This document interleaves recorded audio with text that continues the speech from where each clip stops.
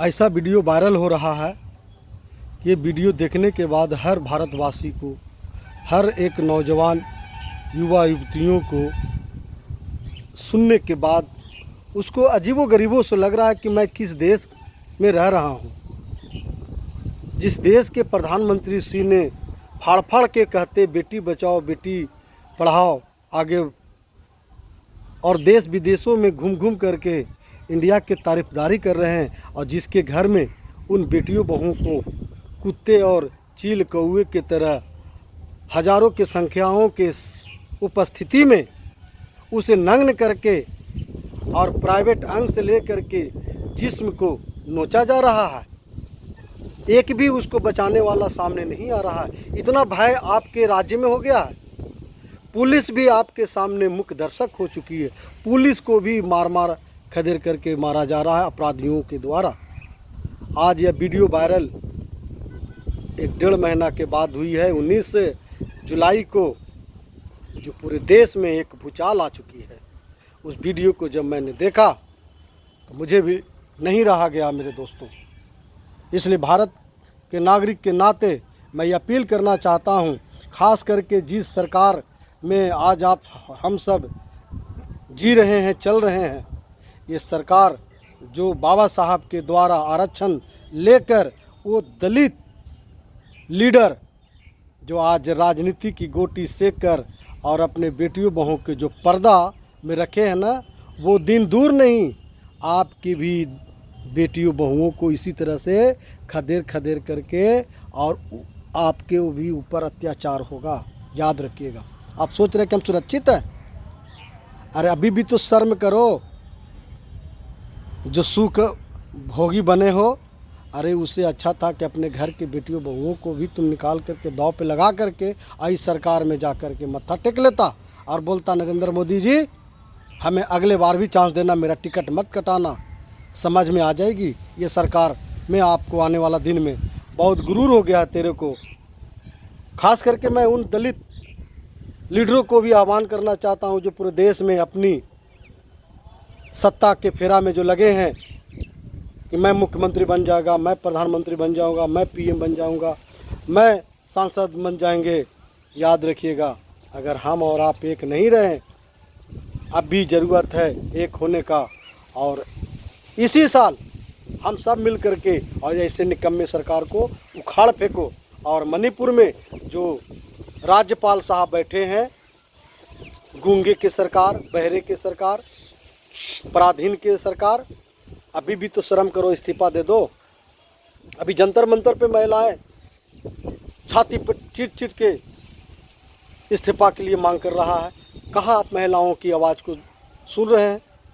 क्या वो गरीब है, उसकी इज्जत नहीं है? ये एसी एसटी की बहाना मत बनाइए। हमारा एसी एसटी के आपस में षड्यंत्र करके उसको जोड़ दो, उसको तोड़ दो, उसको लड़ा दो।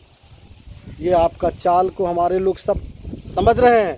हम एसी एसटी हो, ओबीसी हो या जो भी 85% के लोग हैं, आपकी चाल को सब समझ रहे हैं हम लोग कि कैसे आप हम लोग के ऊपर अत्याचार करने की कोशिश कर रहे हैं। आपने देखा होगा कुछ दिन पहले वायरल हुआ था मध्य प्रदेश में, एक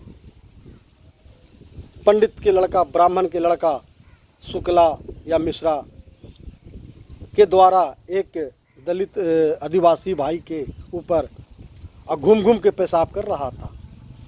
अरे बेशरम, मर जाना चाहिए था। इंडिया को तुम इस तरह से बर्बाद कर रहे हो।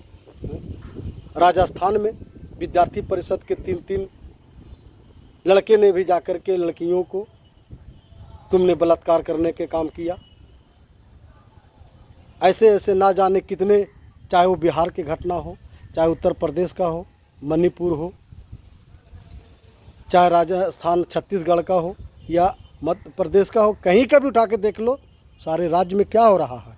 आप कैसा राजा नेता है, कैसा आप के लोग नेता मानेंगे? इसलिए प्रधानमंत्री जी, अगर राज्यपाल मणिपुर के नहीं इस्तीफा देता है तो आप इस्तीफा डाल दो ना।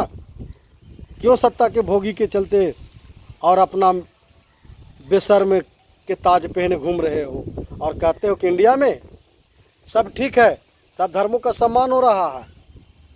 सिख ईसाई बौद्धिस्ट सबको गुमराह कर दिया है और बयानबाजी करवाते हो, गलत फहमी का शिकार बना रहे हैं। यहाँ के कोई ठीक नहीं है आपके राज्य में, आपके देश में, आपके चलते सब त्राहिमाम है, चाहे वो युवा हो, चाहे युवती हो, चाहे हमारे किसान हो या हमारे बेरोजगार भाइयों हो, सब आदमी आपके राज्य से, आपके सत्ता से त्राहिमाम हो रहे हैं।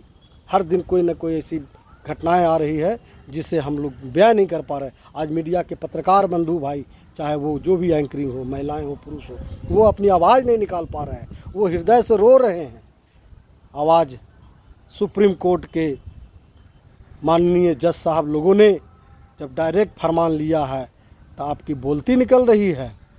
ये सारा स्थिति मेरे भारत के लोग देख रहे हैं, इसलिए मैं देवानंद देवर्षि हम अपील करना चाहता हूं, खास करके अपने उन बहुजन समाज के नेताओं से, जो बाबा साहब के बदौलत जो आप राजनेता बने हैं, सांसद बने हैं और सत्ता भोगी बन करके, और जो आप सपना देख रहे हैं आने वाला दिनों के लिए, याद रखिएगा आपका भी बेटी बहुओं का इसी तरह से होगा।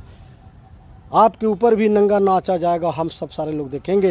इसलिए जितने भी दलित समाज के जो लीडर हैं इंडिया लेवल के, सब एकजुट होकर के अभी मौका है, सब मिल करके, चाहे वो बैकवर्ड क्लास के हो, चाहे जो भी क्लास के लोग हो, एक होकर के 85% के लोग, और इसको जवाब दे दो यही 2024 में। तब हम समझेंगे हमारा देश में एक नया क्रांति, एक बहुजन समाज का नया एक आंधी आ गई है और बाबा साहब का एक नया सपना साकार होगा। और बाबा साहब की बदौलत ही इस इंडिया ही नहीं पूरे विश्व में भारत का नाम रोशन किया जाएगा। मैं देवानंद देवर्षि, जय गुरुदेव, जय भीम, जय भारत।